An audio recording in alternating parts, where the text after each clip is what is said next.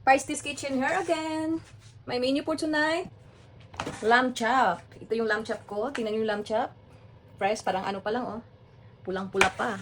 Tapos meron ako dito ang kasamang tender steamed broccoli and then asparagus. Ito ang aming dinner for tonight. Add na natin siya.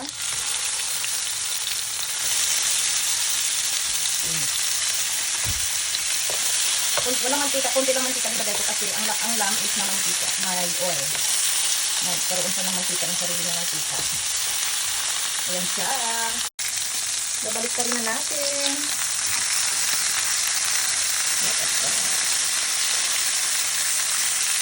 Nagmamantika kasi siya, kaya konti lang mantika nila dito.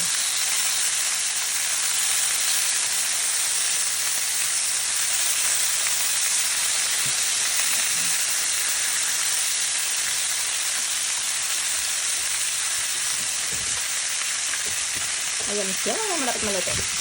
Ayan, luto na siya. Bakit kasi ito kami overcook na bigas. Kami na ang luto. Mabilisan lang. Tapos, garlic powder.